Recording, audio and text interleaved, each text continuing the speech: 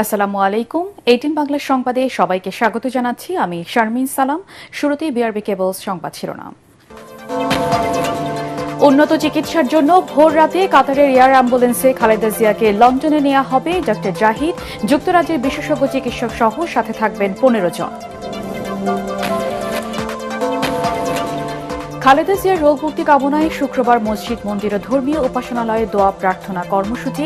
আরও 36 আসনে প্রার্থী ঘোষণা বিএনপি।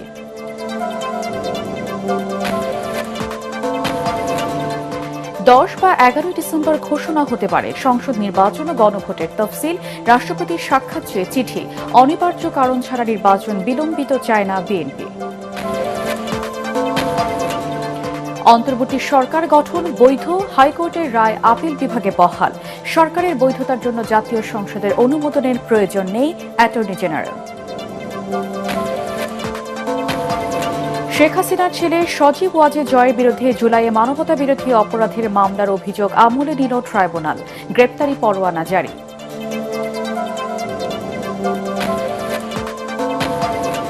এবং সারা দেশের এসপি ও পুলিশ কর্মকর্তাদের সাথে প্রধান উপদেষ্টার বৈঠক। জাতীয় নির্বাচনে নিরপেক্ষভাবে দায়িত্ব পালনের নির্দেশ।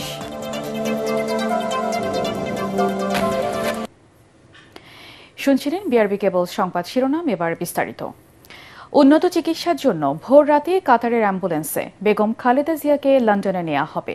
এভারকেয়ার হাসপাতালে বেগম জিয়ার ব্যক্তিগত চিকিৎসক AZM জাহিদ হোসেন এই তথ্য নিশ্চিত করেছেন। মেডিকেল বোর্ডের দীর্ঘ আলোচনার পর এই সিদ্ধান্ত নেওয়া হয়েছে বলে জানান তিনি। যুক্তরাজ্যের বিশেষজ্ঞ চিকিৎসক সহ সাথে থাকবেন 15 জন। ডক্টর জাহিদ বলেন, উন্নত চিকিৎসায় সুস্থ হয়ে আবারও দেশবাসীর কাছে ফিরে আসবেন বেগম খালেদা জিয়া। মুশফিকুর রহমানের রিপোর্ট। কেমন আছেন তিনবারের সাবেক প্রধানমন্ত্রী বেগম খালেদা জিয়া, এই নিয়ে উৎকণ্ঠা চরমে। উন্নত চিকিৎসার জন্য কবে নেওয়া হবে বিদেশে, আদৌ তা সম্ভব হবে কিনা, এই খবরের দিকে তাকিয়ে গোটা দেশ। বৃহস্পতিবার দুপুরে এভারকেয়ার হাসপাতালের সামনে সংবাদ সম্মেলনের পর উত্তর মিলেছে এসব প্রশ্নের। খালেদা জিয়ার শারীরিক অবস্থার সর্বশেষ পরিস্থিতি জানান তার ব্যক্তিগত চিকিৎসক ও দলের স্থায়ী কমিটির সদস্য ডাক্তার AZM জাহিদ হোসেন। সর্বোচ্চ পর্যায়ের বিশেষজ্ঞ চিকিৎসকদের সমন্বয়ে গঠিত মেডিকেল বোর্ডের সর্বসম্মত সিদ্ধান্ত মোতাবেক দেশনেত্রী বেগম খালেদা জিয়ার বর্তমান শারীরিক অবস্থার আলোকে ইনশাআল্লাহ যদি সব কিছু ঠিক থাকে, আমরা কাতার রয়্যাল এয়ার অ্যাম্বুলেন্সের মাধ্যমে মধ্যরাত্রির পরে অথবা আগামীকালকের সকালের ভিতর ইনশাআল্লাহ আমরা ওনাকে ইউকেতে অর্থাৎ লন্ডনে ওনাকে একটা নির্ধারিত হসপিটাল আমরা ঠিক করেছি, সেখানে আমরা ইনশাআল্লাহ ওনাকে নিয়ে যাব। যাত্রাপথে তার সার্বক্ষণিক চিকিৎসা নিশ্চিত করতে সাথে থাকবে বিশেষজ্ঞ চিকিৎসকরা। তবে খালেদা জিয়ার শারীরিক অবস্থা নিয়ে পরিষ্কার করে কিছু বলেননি ডাক্তার জাহিদ। ওনার যাওয়ার সময় ওনার সাথে যে বিশেষজ্ঞ চিকিৎসক হিসাবে বেশ কয়েকজন চিকিৎসক এবং দেশের বাইরের 2 জন চিকিৎসক ওনার সাথে থাকবেন। আমরা অনেক আশাবাদী ইনশাআল্লাহ দেশনেত্রী বেগম খালেদা জিয়া, ওনার নামের আগে আমরা সবাই আপসহীন বলি, আল্লাহর অশেষ মেহেরবানিতে উনি অনেক প্রতিকূলতার মাঝেও ঘুরে দাঁড়িয়েছেন। এবারও ইনশাআল্লাহ আল্লাহর অশেষ রহমতে উনি আবারও আমাদের মাঝে ফেরত আসবেন। এদিকে এভারকেয়ার হাসপাতাল এলাকায় পরীক্ষামূলক হেলিকপ্টার মহড়া করেছে সেনা ও বিমান বাহিনী। মুশফিকুর রহমান, ATN বাংলা, ঢাকা। দর্শক, এই মুহূর্তে এভারকেয়ার হাসপাতালের সামনে আছেন সহকর্মী ইমদাদুল্লাহ বাবু। আমরা এখন সরাসরি চলে যাচ্ছি তার কাছে। ইমদাদ, খালেদা জিয়াকে বহনকারী এয়ার অ্যাম্বুলেন্স কয়টা নাগাদ লন্ডনের উদ্দেশ্যে রওনা হবে?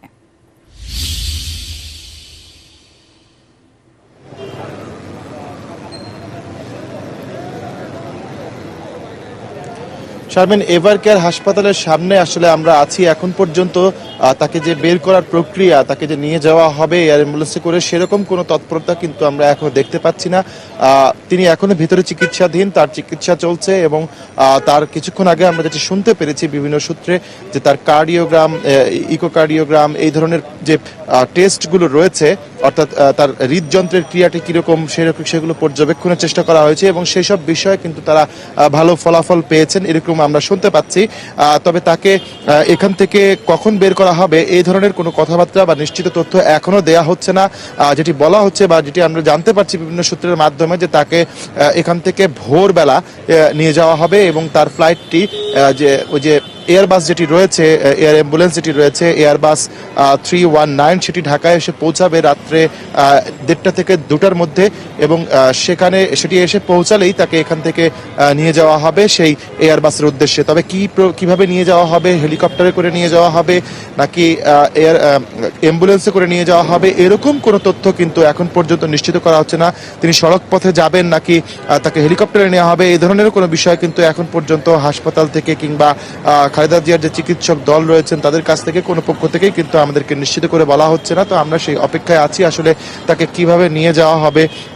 যেহেতু তিনি একজন সংকটাপন্ন রোগী বলা চলে, তার কিছুটা স্থিতিশীল অবস্থা রয়েছে, এজন্যই তাকে বিদেশ নিয়ে যাওয়া হচ্ছে এরকম একটি পরিস্থিতি কিন্তু তৈরি হয়েছে। সেক্ষেত্রে বলা চলে যে তার সংকটপূর্ণ যে অবস্থাটি ছিল সেটি কিছুটা হলেও কেটে গেছে, এমনটি আশা করছেন চিকিৎসকরা। সেক্ষেত্রে এখন পর্যন্ত যেটি হচ্ছে যে এয়ার অ্যাম্বুলেন্সটি কখন আসবে সেটির অপেক্ষা করা হচ্ছে। আসলে এয়ার অ্যাম্বুলেন্সটি ঢাকায় এসে পৌঁছালেই তাকে নেওয়ার সময়টি চূড়ান্ত হবে এমনটি আমরা বিভিন্ন সূত্রে শুনতে পাচ্ছি। তো তাকে তার চিকিৎসা যেখানে চলছে সেখানে কিন্তু এখন পর্যন্ত বহিরাগত কাউকে যেতে দেওয়া হচ্ছে না, দলীয় নেতা কর্মী কেউই কিন্তু যেতে পারছেন না। সবাই কিন্তু সেই একটি নির্দিষ্ট সীমানা যেটি রয়েছে তার বাইরে রয়েছেন এবং সেখানে এসএসএফ কর্ডন করে রেখেছে। একই সাথে আপনাকে বলে রাখতে চাই যে হাসপাতালের বাহিরেও কিন্তু বিপুল পরিমাণে আইন শৃঙ্খলা রক্ষাকারী বাহিনী রয়েছেন, পুলিশ বিজিবি সদস্যের পাশাপাশি সেনা সদস্যরাও রয়েছেন, প্রেসিডেন্ট গার্ড রেজিমেন্টের লোকজনদেরকে আমরা দেখতে পাচ্ছি। এছাড়াও দলীয় নেতা কর্মীরাও কিন্তু যারা এখানে তাদের আবেগের কেন্দ্রবিন্দু যেহেতু তৈরি হয়ে গেছে এই এভার কেয়ার হাসপাতাল, তারা কিন্তু এখান থেকে এখনো সরে যাননি, তারাও কিন্তু এখানে অবস্থান রয়েছেন। এখন কখন তাকে এই হাসপাতাল থেকে বের করে অ্যাম্বুলেন্সের উদ্দেশ্যে নেওয়া হবে এইসব বিষয়ে তারাও কিন্তু জানার আগ্রহ প্রকাশ করছেন এবং জানার চেষ্টা করছেন। তো পরবর্তীতে আমাদের কাছে এসব বিষয়ে আরো আপডেট কোনো তথ্য আসলে আমি অবশ্যই আপনার মাধ্যমে দর্শকদের জানানোর চেষ্টা করব। শারমিন। ইমদাদ, আপনাকে ধন্যবাদ। দর্শক, এভার কেয়ার হাসপাতালের সামনে থেকে যুক্ত হয়েছিলেন সহকর্মী ইমদাদুল্লাহ বাবু। খালেদা জিয়ার শারীরিক অবস্থা অপরিবর্তিত বলে জানিয়েছেন বিএনপির সিনিয়র যুগ্ম মহাসচিব রুহুল কবির রিজভী। দলের নয়াপল্টন কেন্দ্রীয় কার্যালয়ে সংবাদ সম্মেলনে তিনি জানান, দেশি বিদেশি চিকিৎসকদের সমন্বয়ে তাকে সর্বোচ্চ চিকিৎসা দেওয়া হচ্ছে। খালেদা জিয়ার রোগমুক্তি কামনায় শুক্রবার দেশের সব মসজিদ, মন্দির ও ধর্মীয় উপাসনালয়ে দোয়া ও প্রার্থনার কর্মসূচি ঘোষণা করেন রিজভী। এছাড়া আগামী 7 থেকে 13 ডিসেম্বর দেশ গড়ার পরিকল্পনা নিয়ে মতবিনিময়ের কর্মসূচি পালন করবে বিএনপি। এতে লন্ডন থেকে ভার্চুয়ালি যুক্ত থাকবেন দলের ভারপ্রাপ্ত চেয়ারম্যান তারেক রহমান। চিকিৎসা চলছে, তিনি তার অবস্থা অপরিবর্তিতই রয়েছে, তিনি চিকিৎসা নিতে পারছেন। দেশনেত্রী বেগম খালেদা জিয়ার আশু সুস্থতা কামনায় আগামীকাল শুক্রবার প্রতিটি মসজিদে, দেশের প্রতিটি মসজিদে দোয়া এবং মোনাজাত করা হবে তার দ্রুত সুস্থতার জন্য, এবং অন্যান্য সম্প্রদায় তাদের নিজ নিজ উপাসনালয়ে দেশনেত্রীর জন্য প্রার্থনা করবেন। ত্রয়োদশ জাতীয় সংসদ নির্বাচনে অঘোষিত আরও 36টি আসনে প্রার্থী ঘোষণা করেছে বিএনপি। দলীয় চেয়ারপারসনের গুলশান কার্যালয়ে মনোনীত প্রার্থীদের নাম ঘোষণা করেন বিএনপি মহাসচিব মির্জা ফখরুল ইসলাম আলমগীর। আলোচিত প্রার্থীদের মধ্যে মনোনয়ন পেয়েছেন ঢাকা 10 আসনে শেখ রবিউল আলম, ঢাকা 18 আসনে এস.এম. জাহাঙ্গীর হোসেন, ঢাকা 9 আসনে হাবিবুর রশিদ, ঢাকা 7 আসনে মহানগর দক্ষিণ যুবদলের সাবেক সভাপতি হামিদুর রহমান এবং টাঙ্গাইল 5 আসনে সুলতান সালাউদ্দিন টুকু। বিএনপি মহাসচিব জানান, ঘোষিত মনোনয়ন পরিবর্তনের সম্ভাবনা কম।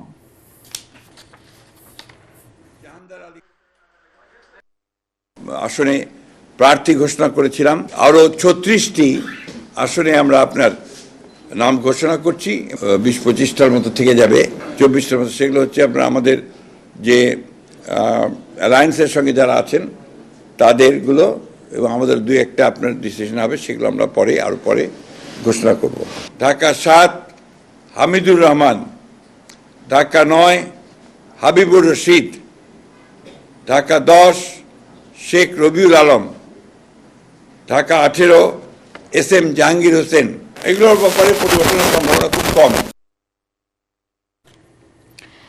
কুরআন এবং সুন্নাহর আইন এই দেশে কায়েম করার জন্য যদি জিহাদ করতে হয়, জীবন দিতে হয়, তার জন্য প্রস্তুত বলে জানিয়েছেন জামায়াত ইসলামীর নায়েবে আমির অধ্যাপক মুজিবুর রহমান। ময়মনসিংহ সার্কিট হাউস মাঠে জুলাই গণহত্যায় অভিযুক্তদের দ্রুত বিচার কার্যকর এবং নির্বাচনের আগে গণভোট, লেভেল প্লেইং ফিল্ড তৈরি সহ 5 দফা বাস্তবায়নের দাবিতে 8 দলের বিভাগীয় সমাবেশে তিনি এই কথা বলেন। এ সময় বাংলাদেশ খেলাফত মজলিসের নায়েবে আমির হযরত মাওলানা মহিউদ্দিন রাব্বানী জানান, স্বাধীনতার 54 বছরেও আমরা নিজেরা স্বাধীন হতে পারিনি, আর তাই বৈষম্য জুলুমমুক্ত বাংলাদেশ গঠনে 8 দল করা হয়েছে বলেও জানান তিনি। অন্তর্বর্তীকালীন সরকারের প্রতি বৈষম্যমুক্ত দেশ গড়ার দায়িত্ব নিয়ে বৈষম্য তৈরি না করার আহ্বানও জানান তারা।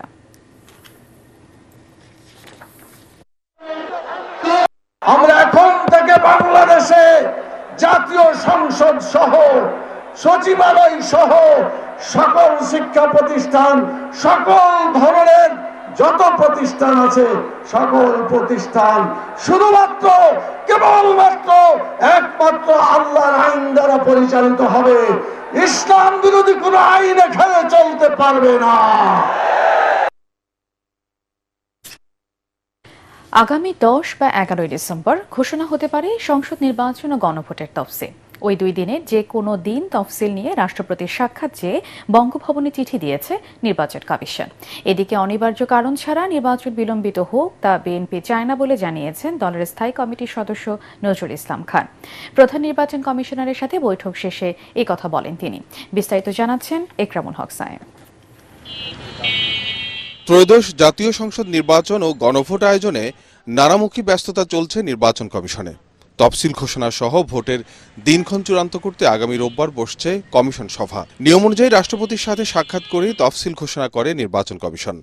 ইসি সচিব আক্তার আহমেদ জানিয়েছেন, আগামী 10 বা 11 ডিসেম্বর রাষ্ট্রপতির সাক্ষাৎ চেয়ে গণভবনে চিঠি দেওয়া হয়েছে। এদিকে বৃহস্পতিবার বিকেলে বিএনপির স্থায়ী কমিটির সদস্য নজরুল ইসলাম খানের নেতৃত্বে দলের একটি প্রতিনিধি দল বৈঠক করেন প্রধান নির্বাচন কমিশনার এএমএম নাসির উদ্দিনের সাথে। বৈঠক শেষে তিনি জানান, নির্ধারিত সময়ে নির্বাচন চায় বিএনপি। নিঃসন্দেহক্রমে আমাদের নেত্রী, দেশনেত্রী বেগম খালেদা জিয়া, তার আশু রোগ মুক্তি কামনা করে সবাই দোয়া করছে তার জন্য। আমরা তার সুচিকিৎসার জন্য সর্বাত্মক চেষ্টা চালাচ্ছি। আমরা নির্বাচনী প্রক্রিয়ায় আছি। খোদা না করুন অনিবার্য কোনো পরিস্থিতি ছাড়া আমরা এই প্রক্রিয়ার বাইরে যেতে চাই না। তো কাজে আমরা আশা করি যে আল্লাহর মেহেরবানি নির্বাচনী তফসিল ঘোষণা হতে পারে, যা করছি, কিন্তু উনি দ্রুতই সুস্থ হয়ে আমাদের মাঝে ফিরে আসবেন এবং এসে উনি এই প্রক্রিয়ায় যুক্ত হবেন ইনশাআল্লাহ। এখনো বলছি যে আমরা যথাসময়ে নির্বাচন হোক, এটা ঘোষণা হয়েছে সেই অনুযায়ী, এবং সে কারণে যখন তফসিল ঘোষণা করার কথা, এটা যদি বিলম্বিত করার কথা বলি তাহলে তো নির্বাচন বিলম্বিত করার কথা বলা হবে। তিনি জানান, নির্বাচনের ব্যালট পেপার যেন প্রাইভেট কোনো প্রেসে না ছাপানো হয় সেজন্য আহ্বান জানানো হয়েছে কমিশনকে। কখনো ব্যালট পেপার কোনো প্রাইভেট অর্গানাইজেশনে ছাপা হয় না। একবার শুধু একটা চেষ্টা হয়েছিল আর কি, সেটা বোধহয় 2008 সালে। এ সময় সাংবাদিকদের প্রশ্নের জবাবে নজরুল ইসলাম খান বলেন, তারেক রহমানের ভোটার হওয়ার বিষয়ে দুশ্চিন্তা নেই বিএনপির মধ্যে। উনি তো বাংলাদেশের নাগরিক একজন, কিন্তু ভোটার তালিকা ওনার নাম নেই, এখন আসে পড়বে, কোনো অসুবিধা কি? এটা তো নাম ওঠানোর জন্য সময় পার হয়ে যায় নাই তো। একরামুল হক সায়েম, এটিএন বাংলা, ঢাকা। সুপ্রিম কোর্টের রেফারেন্সের আলোকে অন্তর্বর্তী সরকারের গঠন প্রক্রিয়া ও শপথ বৈধ ঘোষণা করে হাইকোর্টের দেয়া আদেশ বহাল রেখেছে আপিল বিভাগ। হাইকোর্টের আদেশের বিরুদ্ধে লিভ টু আপিল খারিজ করে দিয়েছেন প্রধান বিচারপতি সৈয়দ রেফাত আহমেদের নেতৃত্বে 7 বিচারপতির পূর্ণাঙ্গ appeal bench. Attorney general Asaduzzaman জানান, এই রায়ের পর বর্তমান সরকারের বৈধতার জন্য পরবর্তী জাতীয় সংসদের অনুমোদনের প্রয়োজন নেই। সর্বোচ্চ আদালতের এই রায় দেশের চলমান রাজনীতির প্রেক্ষাপটেও গুরুত্বপূর্ণ প্রভাব ফেলবে বলে মনে করছেন আইনজীবীরা। আরও জানাচ্ছেন হুমায়ুন চিশতি। জুলাই গণ আন্দোলনে আওয়ামী লীগ সরকার পতনের পর রাষ্ট্রপতি সংবিধানের 106 অনুচ্ছেদ অনুসারে অন্তর্বর্তীকালীন সরকার গঠনের বিষয়ে সুপ্রিম কোর্টের মতামত চান। আপিল বিভাগের মতামতের ভিত্তিতে ড. মোহাম্মদ ইউনূসের নেতৃত্বে অন্তর্বর্তীকালীন সরকার গঠিত হয় এবং উপদেষ্টারা শপথ নেন। এই প্রক্রিয়া চ্যালেঞ্জ করে গত বছরের ডিসেম্বরে রিট করেন সিনিয়র আইনজীবী মহসিন রশিদ। শুনানি শেষে রিট খারিজ করে হাইকোর্ট বলেন, দেশের জনগণ বৈধতা দেয়ায় অন্তর্বর্তীকালীন সরকার নিয়ে কেউ প্রশ্ন তুলতে পারবে না।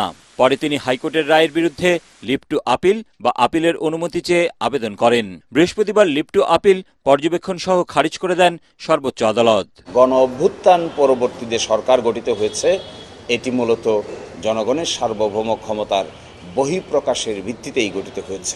আর্টিকেল বা অনুচ্ছেদ 106-এর অধীনে গৃহীত মতামত এটির কোনো প্রয়োজন ছিল না, কিন্তু এটি নেওয়াতে বড় ধরনের কোনো ব্যত্যয় হয় নাই। মূল বিষয়টা হলো 106 নয়, মূল বিষয়টা হলো জনগণের সার্বভৌম ক্ষমতার উৎস। সেই উৎসটাই আবার আমাদের আপিল বিভাগ পুনরায় আজকে ঘোষণা করল। ফ্যাসিবাদ বিরোধী দীর্ঘ আন্দোলনের সমস্ত রাজনৈতিক দল এবং শক্তি এবং ছাত্র জনতার গণ আন্দোলনের মাধ্যমে জাতীয় ঐক্যমতের ভিত্তিতে এই সরকার প্রতিষ্ঠিত হয়েছে এবং আমাদের সংবিধানের এই ধরনের ক্রান্তিকাল এবং অস্থায়ী বিধান সম্পর্কে আমাদের যাই বলেন না কেন, পরবর্তী গণতান্ত্রিক সরকার প্রতিষ্ঠিত হওয়ার পরে এই সংবিধানে এই সময়কালটার অনুমোদনের প্রয়োজন পড়বে। এর আগে এ মামলায় পক্ষভুক্ত লেখক ফিরোজ আহমেদের আইনজীবী ডক্টর শরীফ ভূঁইয়া বলেন, 5 আগস্টের পর সুপ্রিম কোর্ট পুনর্গঠন হওয়া পর্যন্ত দেশে কোনো সুপ্রিম কোর্ট ছিল না। তার ওই বক্তব্য নাকচ করে অ্যাটর্নি জেনারেল জানান, এ বিষয়ে ভার্চুয়াল পদ্ধতি ব্যবহার করা হয়েছিল। প্রধান বিচারপতি তার সবচেয়ে বয়োজ্যেষ্ঠ বিচারপতিদেরকে নিয়ে এক জায়গায় আশ্রয় নিলেন। কাজেই 5 তারিখের পরে তো আমাদের সুপ্রিম কোর্টও ছিল না। একটা সিচুয়েশনে কোর্ট ভার্চুয়ালি বসেছেন। আপনারা জানেন যে আমাদের একটা আইন করা হয়েছে ভার্চুয়াল কোর্ট বসানোর জন্য ডিউরিং প্যান্ডেমিক, ওইভাবে কোর্ট ভার্চুয়ালি বসেছেন। আমার মনে হয় প্রয়োজন নাই। নেক্সট পার্লামেন্ট যেটা সিরিমোনিয়াল কিছু করলে করবে, কারণ এই সরকারের বৈধতা নিয়ে প্রশ্ন তোলার এখতিয়ার আর কোথাও নাই। দেশের জনগণ বৈধতা দেয়ায় অভ্যুত্থান পরবর্তী সরকার নিয়ে প্রশ্ন তোলার সুযোগ নেই বলেও মন্তব্য করেন রাষ্ট্রের সর্বোচ্চ আইন কর্মকর্তা। হুমায়ুন চিস্তি, এটিএন বাংলা, ঢাকা। জুলাইয়ে মানবতা বিরোধী অপরাধের মামলায় এবার বিচারের মুখোমুখি হচ্ছেন সাবেক প্রধানমন্ত্রী শেখ হাসিনার ছেলে সজীব ওয়াজেদ জয়। তার বিরুদ্ধে অভিযোগ আমলে নিয়ে গ্রেপ্তারি পরোয়ানা জারি করেছে আন্তর্জাতিক অপরাধ ট্রাইব্যুনাল।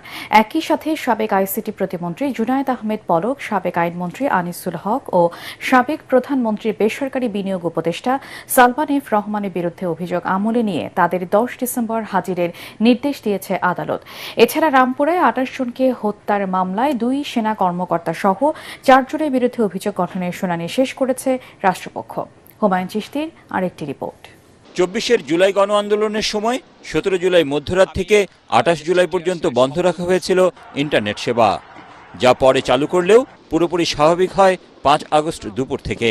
বৃহস্পতিবার ক্ষমতাচ্যুত প্রধানমন্ত্রী শেখ হাসিনার ছেলে সজীব ওয়াজেদ জয় ও সাবেক আইসিটি প্রতিমন্ত্রী জুনায়েদ আহমেদ পলকের বিরুদ্ধে আনুষ্ঠানিক অভিযোগ ট্রাইব্যুনালে জমা দেয় প্রসিকিউশন। তাতে বলা হয়, জুলাই আন্দোলনের চূড়ান্ত মুহূর্তে ঢাকাসহ সারা দেশে ইন্টারনেট বন্ধ করে আন্দোলন দমনের পরিকল্পনা করা হয়। এ পরিকল্পনায় সরাসরি যুক্ত ছিলেন সজীব ওয়াজেদ জয়। জুলাই গণ অভ্যুত্থান চলাকালে যে লেথাল উইপন অর্থাৎ মারণাস্ত্র ব্যবহার করে আন্দোলনরত ছাত্র জনতাকে হত্যার নির্দেশ তৎকালীন প্রধানমন্ত্রী দিয়েছিলেন, সেই হত্যার নির্দেশ কার্যকর করার জন্য সজীব ওয়াজেদ জয়ের পরামর্শে তৎকালীন আইসিটি প্রতিমন্ত্রী জুনায়েদ আহমেদ পলক ইন্টারনেট পরিষেবা প্রথমে স্লো করে দেন, এরপরে সম্পূর্ণরূপে বন্ধ করে হত্যা এবং নির্যাতনের তথ্য আড়াল করে এই হত্যাযজ্ঞ পরিচালনায় সহায়তা এবং সম্পৃক্ততা থেকেছে। এই দায় উনাদের দুজনের উপরে একইভাবে বর্তায়। আরেক মামলায় সাবেক আইনমন্ত্রী আনিসুল হক ও সাবেক প্রধানমন্ত্রীর বেসরকারি বিনিয়োগ উপদেষ্টা সালমান এফ রহমানের বিরুদ্ধে আনুষ্ঠানিক অভিযোগ জমা দেয় প্রসিকিউশন। ওনারা জুলাই গণঅভ্যুত্থান চলাকালে একটা ফোনে কথোপকথন করেন। ওনারা এই কথোপকথনের এক পর্যায়ে ওনারা বলেন যে কারফিউ চলা অবস্থায় এদেরকে মানে আন্দোলনকারী ছাত্র জনতাদেরকে শেষ করে দিতে হবে। আরেকটি অভিযোগ ওনাদের বিরুদ্ধে আনা হয়েছে, সেটা হলো জনাব সালমান এফ রহমান একদল ব্যবসায়ীদেরকে নিয়ে তৎকালীন প্রধানমন্ত্রীর সাথে গণভবনে দেখা করেন এবং দেখা করে ওনাকে এই যে হত্যাকাণ্ড চলছে সারা দেশে এটা চালিয়ে যাওয়ার জন্য উস্কানি এবং সহায়তা প্রদান করেন। জনাব আনিসুল হক সাহেবের বিরুদ্ধে একটা অভিযোগ আনা হয়েছে যে জুলাই আন্দোলন চলাকালে আন্দোলনকারীদেরকে আসামি করে মিথ্যা মামলা দায়ের করা হয়েছিল 286টি, যে মামলাগুলোতে আসামি ছিল 4.5 লক্ষ আন্দোলনরত ছাত্র জনতা। ট্রাইব্যুনাল 4 জনের বিরুদ্ধেই অভিযোগ আমলে গ্রহণ করেছে এবং এই 4 জনের মধ্যে একজন পলাতক আছেন, জনাব সজীব আহমেদ ওয়াজেদ জয়। উনার বিরুদ্ধে গ্রেফতারি পরোয়ানা জারি করেছে। এই দুই মামলার পরবর্তী তারিখ 10 ডিসেম্বর ঠিক করেছেন ট্রাইব্যুনাল। এদিকে রামপুরায় 28 জনকে হত্যা মামলায় 2 সেনা কর্মকর্তা ও 2 পুলিশ কর্মকর্তার বিরুদ্ধে অভিযোগ গঠনের শুনানি শেষ করেছে রাষ্ট্রপক্ষ। অভিযোগ থেকে অব্যাহতি চেয়ে আসামিপক্ষের শুনানি 14 ডিসেম্বর। হুমায়ুন চিস্তি, এটিএন বাংলা, ঢাকা। আগামী ত্রয়োদশ জাতীয় সংসদ নির্বাচনকে ঘিরে পুলিশকে নিরপেক্ষভাবে দায়িত্ব পালনের নির্দেশ দিয়েছেন প্রধান উপদেষ্টা ডক্টর মোহাম্মদ ইউনূস। সকালে প্রধান উপদেষ্টার কার্যালয়ে 64 জেলার পুলিশ সুপার সহ উচ্চপদস্থ কর্মকর্তাদের সঙ্গে বৈঠকে তিনি নির্দেশনা দেন। প্রধান উপদেষ্টা বলেন, নির্বাচনী চ্যালেঞ্জ গ্রহণের জন্য মানসিক প্রস্তুতি নিতে হবে। তিনি বলেন, এটি সাধারণ নির্বাচন নয়, গণ অভ্যুত্থানের পরবর্তী নির্বাচন, শহীদদের কাঙ্ক্ষিত দেশ গড়ার নির্বাচন। সেই ভাবনা থেকেই দায়িত্ব পালন করার তাগিদ দেন ডক্টর ইউনূস।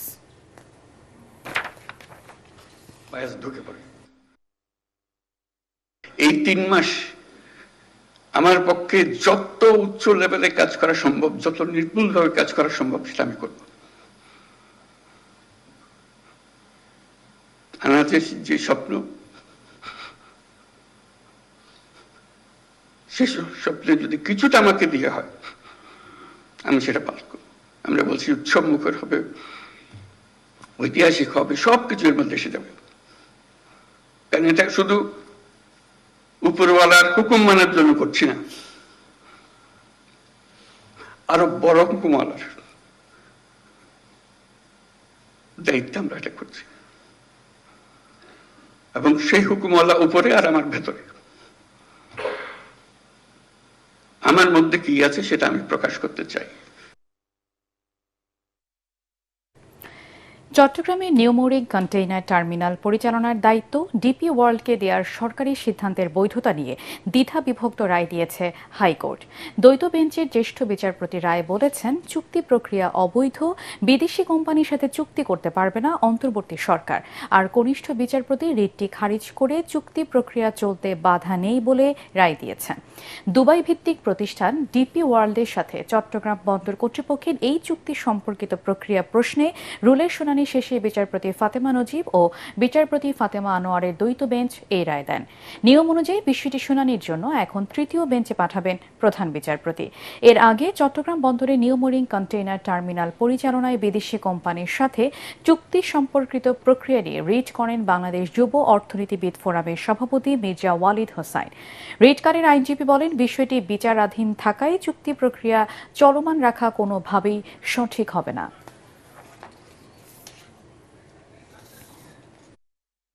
বর্তমান সরকার যা করতে চাচ্ছে সেটা অবৈধ ঘোষণা করা হয়েছে প্রিজাইডিং জাজের জাজমেন্ট মতো। অন দ্য আদার হ্যান্ড, পিউনি জাজ তিনি ডিসেন্টিং দিয়েছেন, অর্থাৎ তিনি বলেছেন আমাদের লোকাস স্ট্যান্ডি নেই এবং প্রিম্যাচিওর, আমরা ন্যাশনাল সিকিউরিটির উপরে আমাদের কিছু উপস্থাপনা ছিল মহামান্য আদালতে, সেটা তিনি ডিসএগ্রি করেছেন। আর একটা virus of law which have been challenged, আমরা যা চ্যালেঞ্জ করেছিলাম সেটার প্রতি উনি ডিসএগ্রিমেন্ট।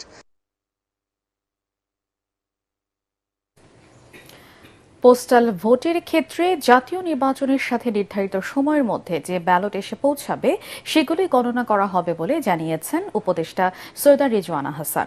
একই সঙ্গে পুলিশকে জনবান্ধব করে গড়ে তুলতে 5 সদস্য বিশিষ্ট কমিশন গঠনের কথা জানান তিনি। বিকেলে উপদেষ্টাদের নিয়মিত বৈঠক শেষে রাজধানীর ফরেন সার্ভিস একাডেমিতে এসব কথা জানান। এ সময় তিনি আরও বলেন, 5 বছরের বেশি সময় ধরে হাইটেক পার্কের জন্য বরাদ্দকৃত জমি ফেলে রাখলে তা সরকার ফেরত নিয়ে নেবে। এছাড়া বেশ কয়েকটি নতুন অধ্যাদেশ ও আইনের নীতিগত অনুমোদনের কথাও জানান তিনি।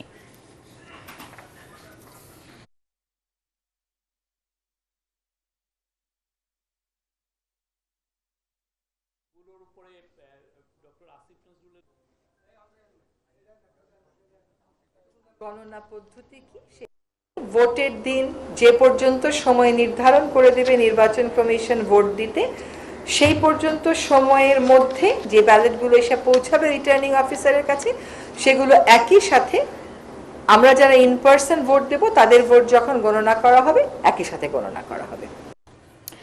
হাজীগঞ্জ ও শাহরাস্তি উপজেলা নিয়ে গঠিত চাঁদপুর ৫ আসনে নির্বাচনী প্রচারণার হাওয়া দিন দিন তীব্র হচ্ছে। একই সাথে চাঁদপুর ৩ সদর আসনের পাড়া মহল্লায় প্রার্থীদের প্রচারণায় এখন সরগড়। চাঁদপুর থেকে আলী আসগর ইমনের পাঠানো রিপোর্ট জানাচ্ছেন আশিকুর রহমান। চাঁদপুর সদর আসনে প্রথমবারের মতো ভোট দেওয়ার সুযোগ সৃষ্টি হওয়ায় উত্তেজনা তরুণ ভোটারদের মাঝে। অন্যদিকে স্থানীয়রা বলছেন অনেক বছর ধরে ভোট দিতে পারেননি তারা, তাই এবার ভোট দেওয়ার আগ্রহ সবার মাঝেই সমানভাবে বিরাজ করছে। সারা বাংলাদেশে নির্বাচনী হাওয়া বইছে, এই হাওয়া আমাদের চাঁদপুর ৫ হাজীগঞ্জ শাহরাস্তিতেও বইছে। আমরা যারা নতুন ভোটার সবাই মুখিয়ে আছি ভোট দেওয়ার জন্য।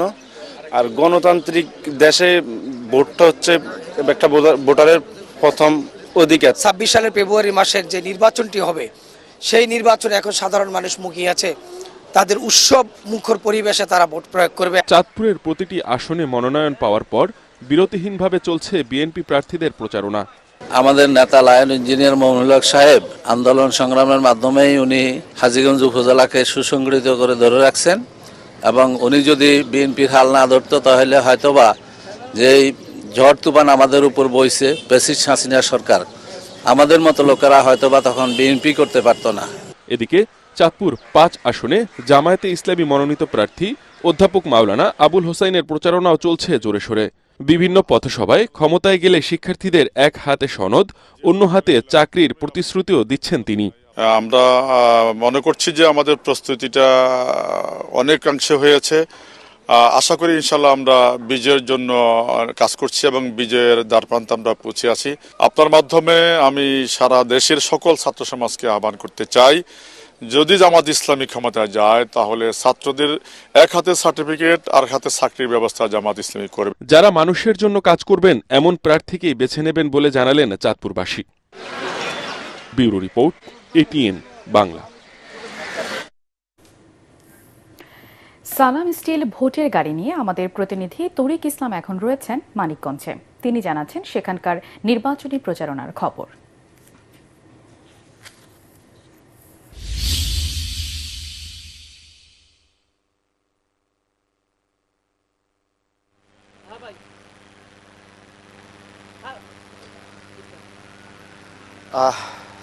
শারমিন, ধন্যবাদ আপনাকে। সালাম স্টিল ভোটের গাড়ি নিয়ে আজকে আমরা রয়েছি মানিকগঞ্জ সদরের নয়াকান্দি এলাকায়। এই এলাকা ঢাকার একটু পাশেই হতে এই এলাকাতে এখনও নির্বাচনী আমেজ ওইভাবে জমে ওঠেনি। তারপরেও এই এলাকার চায়ের দোকান থেকে সব জায়গায় চলছে নির্বাচনী কথাবার্তা, অর্থাৎ সামনে যে নির্বাচন সেই নির্বাচনকে ঘিরে এখানকার যারা ভোটাররা রয়েছে তারা নানান ধরনের চিন্তাভাবনা করছেন। আমি একটু ক্যামেরার মাধ্যমে দেখাই, আমি আপনার কাছে একটু জানতে চাই, সামনে তো নির্বাচন, এখানে নির্বাচনের পরিবেশ কেমন দেখছেন? পরিবেশের এখানে ইনশাল্লাহ ভালো, আমাদের পরিবেশ ভালো, কিন্তু আমাদের এখানে মানিকগঞ্জ সিটি কর্পোরেশনও একটা এখানে ফিল্ড ভালো। বিএনপি আদের আমরা সামর্থ্য, বিএনপি এবং জামাত দুটোটা আর কি সামর্থ্য। ধন্যবাদ আপনাকে। আমি আপনার কাছে একটু জানতে চাইবো, আপনি একটু বলবেন যে এখানকার যেসব প্রার্থীরা আছে সেই প্রার্থীদের কাছে আপনাদের প্রত্যাশা কি?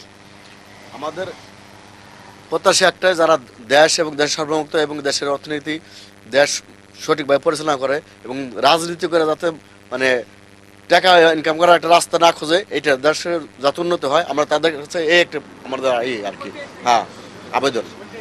শারমিন, শুনছিলেন এখানকার যারা ভোটাররা রয়েছেন তারা বলছিলেন এই এলাকাটা দীর্ঘদিন যাবৎ এটা বিএনপির ঘাঁটি, কিন্তু বিগত সময় তারা এখানকার ভোট কেন্দ্রে যেতে পারেননি বা তারা তাদের ভোটাধিকার প্রয়োগ করতে পারেনি। অর্থাৎ তারা এবার উৎসাহ হয়ে আছেন যে তারা ভোট অনুষ্ঠিত হবে, উৎসব মুখর পরিবেশে তারা ভোট কেন্দ্রে যাবেন এবং তাদের সবার প্রত্যাশা যে আগামী দিনে যারা সরকারে আসবে, যারা সরকার গঠন করবে, তারা যেন দুর্নীতিমুক্ত একটা বাংলাদেশ উপহার দেন। তো মানিকগঞ্জ সদর থেকে সালাম স্টিল ভোটের গাড়ি নিয়ে এই ছিল আমার কাছে সবশেষ। শারমিন। তরিক, আপনাকে ধন্যবাদ। দর্শক, মানিকগঞ্জ থেকে আমাদের সাথে যুক্ত হয়েছিলেন সহকর্মী তরিক ইসলাম। জাতীয় নির্বাচনকে কেন্দ্র করে নরসিংদীতে বিরাজ করছে উৎসব মুখর পরিবেশ। নির্বাচনী প্রচারণার খবর জানাতে সালাম স্টিল ভোটের গাড়ি এখন রয়েছে নরসিংদী ২ আসনে। সেখানকার খবর জানাচ্ছেন সহকর্মী খায়রুল ইসলাম।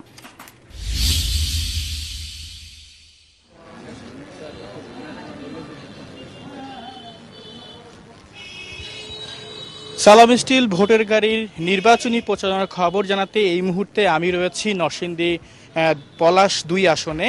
এই আসনটি একটি উপজেলা নিয়ে গঠিত এবং এই উপজেলায় একটি পৌরসভা ও 7টি ইউনিয়ন রয়েছে। এখানে যদি আমি বলি ভোটারের সংখ্যা রয়েছে প্রায় 3.5 লাখ, যেখানে নারী পুরুষ সমহারে ভোটার সংখ্যা রয়েছে।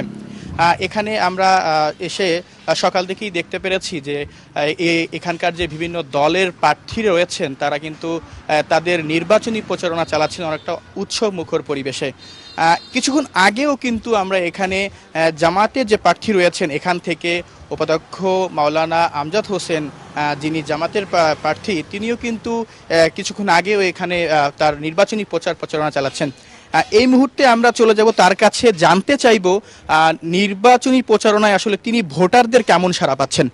জি, একটু আমাদেরকে বলবেন নির্বাচনী প্রচারণায় আপনি ভোটারদের কেমন সাড়া পাচ্ছেন? আসসালামু আলাইকুম রহমতুল্লাহ। সম্মানিত নরসিংদী 2 আসনের ভাই ও বোনেরা, আপনারা জানেন যে আমাকে প্রার্থী ঘোষণা করার পরে, জামাত ইসলামীর পক্ষ থেকে প্রার্থী ঘোষণা করার পরেই আমি নির্বাচনী কার্যক্রমে মাঠে নামি এবং এই আসনের প্রতিটি জনপদে, পাড়ায়, মহল্লায় আমি জনগণের সাথে যাই, জনগণের কাছে যাই, জনগণের সাথে মিশি, জনগণের কথা বলি। আলহামদুলিল্লাহ, এই দীর্ঘ পথ পরিক্রমায় জনগণের দারুণ সাড়া আমি পেয়েছি, তাদের মহব্বত পেয়েছি, ভালোবাসায় শিখতে হয়েছি এবং জনগণ এই আসনে নতুনত্ব চায়, নতুন নেতৃত্ব চায়, পরিবর্তন চায় এবং এই আসনকে সন্ত্রাস, দুর্নীতির, লুটপাট, দখলবাজ, চাঁদাবাজ মুক্ত করতে হলে জামাত ইসলামীকেই তারা চয়েস করেছে এবং জামাতের পক্ষেই তারা আছে।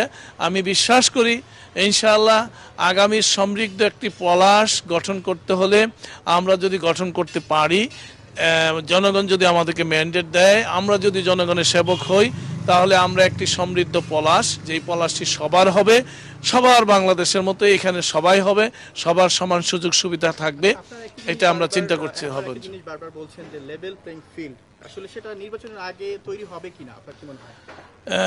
লেভেল প্লেইং ফিল্ডের দাবিতে আমরা আন্দোলনও করে যাচ্ছি, এখনো আন্দোলনে আছি, কিন্তু এই মর্মে আমার এই আসনে আপাতত কোনো লক্ষণ আমরা দেখছি না। আপনারা ইতিমধ্যে জেনে থাকবেন, গতকাল সকল মিডিয়া আসছে যে গতকালও একটি দল আমার নির্বাচনী সভায় অতর্কিত হামলা চালিয়ে আমার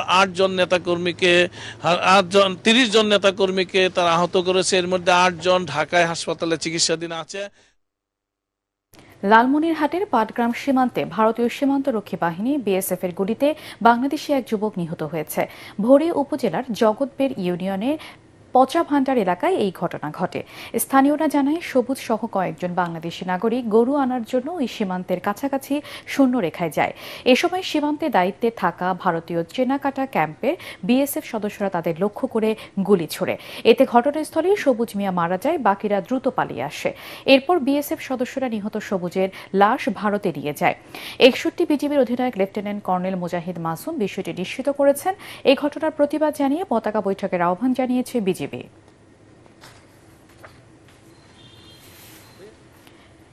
এটিএন বাংলার শব্দ প্রকৌশল বিভাগের ভাইস প্রেসিডেন্ট শেখ শোয়েব আহমেদ মুক্তির মা সাবেক সংসদ সদস্য নূর আফরোজ আলী মারা গেছেন।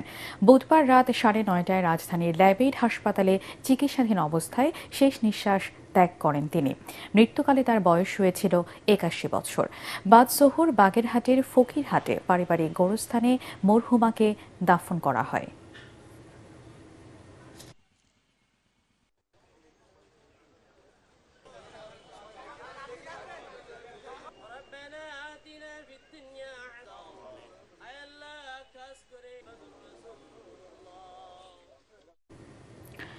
এবারে অর্থ সংবাদ।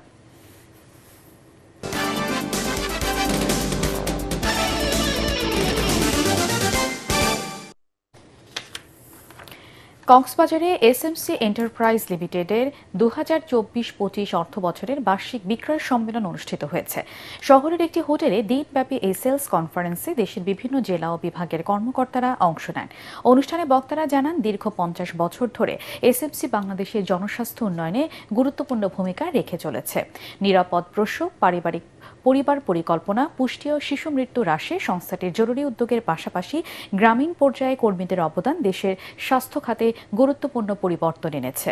2018 সাল থেকে এসএমসি এন্টারপ্রাইজ দেশের ব্যবসায়িক বাজারে ভোক্তাদের চাহিদা অনুযায়ী বিভিন্ন স্বাস্থ্য বিষয়ক পণ্য সরবরাহ করছে। অনুষ্ঠানে এসএমসি চেয়ারম্যান ফারুক আহমেদ, ব্যবস্থাপনা পরিচালক ও সিইও তসলিম উদ্দিন খান এবং ব্যবস্থাপনা পরিচালক সায়েফ নাসির উদ্দিন সহ ঊর্ধ্বতন কর্মকর্তারা উপস্থিত ছিলেন।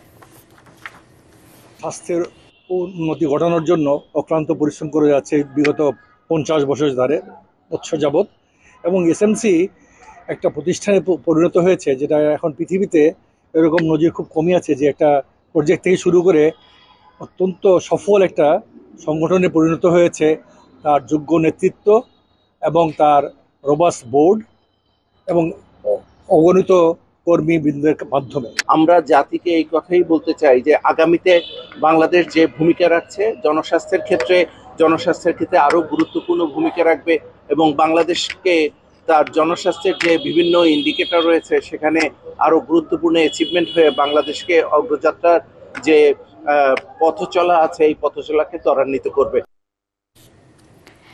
সন্ধানে লাইফ ইন্স্যুরেন্স আন্তর্জাতিক সংবাদ।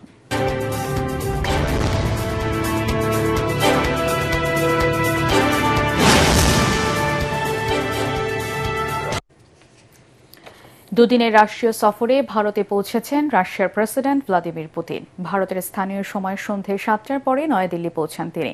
এয়ারপোর্টে তাকে স্বাগত জানান ভারতের প্রধানমন্ত্রী নরেন্দ্র মোদী। বহুল আলোচিত এই সফরে ভারতের সাথে গুরুত্বপূর্ণ সামরিক চুক্তি করবে রাশিয়া। হায়দ্রাবাদ হাউসে অনুষ্ঠিতব্য 23তম ভারত রাশিয়া বার্ষিক শীর্ষ বৈঠকে অংশ নেবেন পুতিন। এই সফরে দুই দেশের মধ্যে সামরিক, বাণিজ্য, খনিজ তেলের বিষয়ে আলোচনা হবে। প্রধানমন্ত্রী নরেন্দ্র মোদীর আমন্ত্রণে নৈশভোজে অংশ নেবেন পুতিন।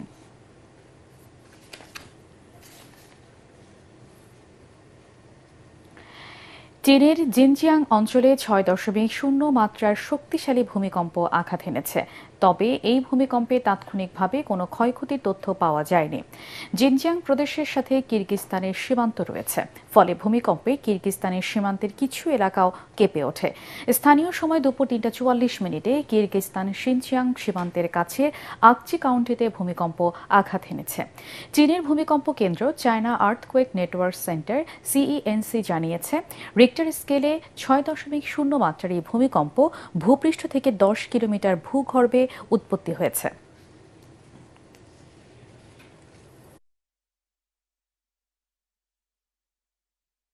এবারে খেলার খবর।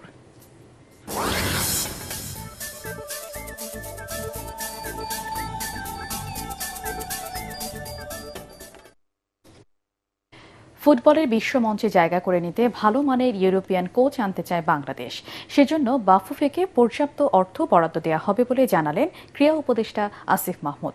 জনপ্রিয়তা বাড়ায় পূর্বাচলে 100 একর জমিতে 50,000 দর্শক ধারণ ক্ষমতার ফুটবল স্টেডিয়াম করা হবে বলেও জানান তিনি। রিপোর্টে জানাচ্ছেন মাহবুব কবির চপল। জামাল ভুঁইয়া, সেখান থেকে হামজার অ্যাক্রোব্যাটিক অ্যাটেম্প এবং সেখান থেকেই গোল। এমন গোল এতদিন টিভি পর্দায় দেখেছেন বাংলাদেশের দর্শকরা।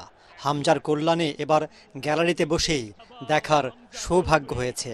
মোরসালিন এবং সেখান থেকে বাংলাদেশ। হামজা, সমিত, জায়ানদের হাত ধরে ফুটবলের নবজাগরণ শুরু হয়েছে বাংলাদেশে। তবে কাঙ্ক্ষিত ফল আসেনি। ভালো দল নিয়েও এশিয়ান কাপে কয়েকটি ম্যাচে শেষ মুহূর্তে গোল খেয়ে পয়েন্ট হারিয়েছে হাভিয়ের কাবরেরার শিষ্যরা। অবিশ্বাস্য অবিশ্বাস্য। ফলে 47 বছর পর এশিয়ান কাপে খেলার স্বপ্ন ধূলিসাৎ হয়েছে। আর কি বা করবেন। স্পেনের 4র্থ ডিভিশনে কোচিং করানো কাবরেরা হামজা, ফাহমিদুলদের ঠিক মতো ব্যবহার করতে পারছে কিনা তা নিয়েও প্রশ্ন উঠেছে। 2022 সাল থেকে দায়িত্ব পালন করলেও উল্লেখযোগ্য সাফল্য নেই তার। বাংলাদেশ লিডে 31 মার্চ এশিয়ান কোয়ালিফায়ারের শেষ ম্যাচ দিয়ে তার মেয়াদ শেষ হবে। এরপর তাকে বদলানোর ইঙ্গিত দিলেন ক্রীড়া উপদেষ্টা। বাফুফেকে উন্নত মানের ইউরোপীয় স্ট্যান্ডার্ডের কোচ হায়ার করা, অর্থ যেন একটা ব্যারিয়ার হয়ে না দাঁড়ায়, সেই জায়গা থেকে আমরা একটা সহযোগিতা করার বা একটা ফান্ড তাদেরকে দেওয়ার চেষ্টা করছি। আমরা স্বপ্ন দেখি যে আগামীতে আমরা এশিয়া কাপ এবং এমনকি বিশ্বকাপে কোয়ালিফাই করার মতো একটি দল গঠন করতে পারবো। সম্প্রতি ঢাকায় বাংলাদেশের ফুটবল ম্যাচগুলোতে গ্যালারিতে দর্শকদের তিল ধারণের জায়গা ছিল না। ভারতের বিপক্ষে ম্যাচে 23,000-এর বেশি দর্শক প্রবেশ করেন, তবে টিকিট না পেয়ে ঢুকতে পারেননি অনেকেই। দর্শক চাহিদা মাথায় রেখে পূর্বাচলে 300 বিঘা জমির উপর ফুটবল স্টেডিয়াম নির্মাণের উদ্যোগ নিয়েছে ক্রীড়া মন্ত্রণালয়। ভূমি মন্ত্রণালয় সহ সংশ্লিষ্টদেরকে আমরা পূর্বাচলে 100 একরের একটি জায়গার জন্য লিখেছি। 50,000 দর্শকের ধারণ ক্ষমতা সম্পন্ন আমরা এস্টিমেট করছি একটা ফুটবল স্টেডিয়াম করতে চাই। নারী ফুটবলারদের বেতন দ্বিগুণ করা হচ্ছে বলেও জানান আসিফ মাহমুদ। নারী ফুটবলারদের স্যালারি অন্তত সেটা দ্বিগুণ হওয়া উচিত। মাহবুব কবির, চপল, ATN বাংলা, ঢাকা। সংস্থার কমিটি ছিল না। ইস্পাহানি প্রথম আলো আন্তঃবিশ্ববিদ্যালয় ফুটবল টুর্নামেন্টে ঢাকা অঞ্চলের 7ম দিনে জয় পেয়েছে সোনারগাঁও বিশ্ববিদ্যালয়, জাহাঙ্গীরনগর বিশ্ববিদ্যালয় এবং গণবিশ্ববিদ্যালয়। সাভারের বিরুলিয়ার ড্যাফোডিল ইন্টারন্যাশনাল ইউনিভার্সিটি মাঠে দিনের প্রথম ম্যাচে সোনারগাঁও বিশ্ববিদ্যালয় 2-0 গোলে হারায় গাজীপুর কৃষি বিশ্ববিদ্যালয়কে। দ্বিতীয় ম্যাচে জাহাঙ্গীরনগর বিশ্ববিদ্যালয় 3-0 ব্যবধানে পরাজিত করে ব্রাক বিশ্ববিদ্যালয়কে। আর দিনের তৃতীয় ম্যাচে নর্থ সাউথ বিশ্ববিদ্যালয়কে 6-1 গোলে বিধ্বস্ত করেছে গণবিশ্ববিদ্যালয়। খেলা শেষে ম্যাচ সেরাদের পুরস্কৃত করেন টুর্নামেন্ট পরিচালনা কমিটির প্রধান ও জাতীয় ফুটবল দলের সাবেক অধিনায়ক আশরাফুদ্দিন আহমেদ চুন্নু এবং ইস্পাহানি টি লিমিটেডের senior divisional manager Abdus Sattar. প্রতিযোগিতার মিডিয়া পার্টনার ATN বাংলা।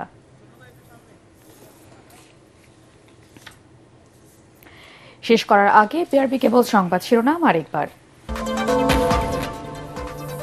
উন্নত চিকিৎসার জন্য ভোররাতে কাতারের এয়ার অ্যাম্বুলেন্সে খালেদা জিয়াকে লন্ডনে নেওয়া হবে। ডক্টর জাহিদ, যুক্তরাজ্যের বিশেষজ্ঞ চিকিৎসক সহ সাথে থাকবেন 15 জন। খালেদা জিয়ার রোগ মুক্তি কামনায় শুক্রবার মসজিদ, মন্দির ও ধর্মীয় উপাসনালয়ে দোয়া প্রার্থনা কর্মসূচি। আরও 36 আসনে প্রার্থী ঘোষণা বিএনপির। 10 বা 11 ডিসেম্বর ঘোষণা হতে পারে সংসদ নির্বাচন ও গণভোটের তফসিল। রাষ্ট্রপতির সাক্ষাৎ চেয়ে চিঠি। অনিবার্য কারণ ছাড়া নির্বাচন বিলম্বিত চায় না বিএনপি। অন্তর্বর্তী সরকার গঠন বৈধ, হাইকোর্টের রায় আপিল বিভাগে বহাল। সরকারের বৈধতার জন্য জাতীয় সংসদের অনুমোদনের প্রয়োজন নেই অ্যাটর্নি জেনারেল। শেখ হাসিনার ছেলে সজীব ওয়াজেদ জয়ের বিরুদ্ধে জুলাইয়ে মানবতা বিরোধী অপরাধের মামলার অভিযোগ আমলে নিল ট্রাইব্যুনাল। গ্রেপ্তারি পরোয়ানা জারি।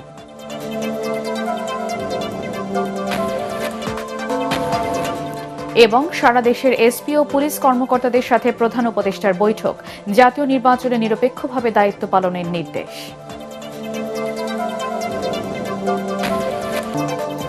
পরবর্তী সংবাদ দেখার আমন্ত্রণ জানিয়ে এখনকার মতো শেষ করছি। ATN বাংলার সংবাদ ইউটিউবে দেখতে ব্রাউজ করুন youtube/ATN Bangla News।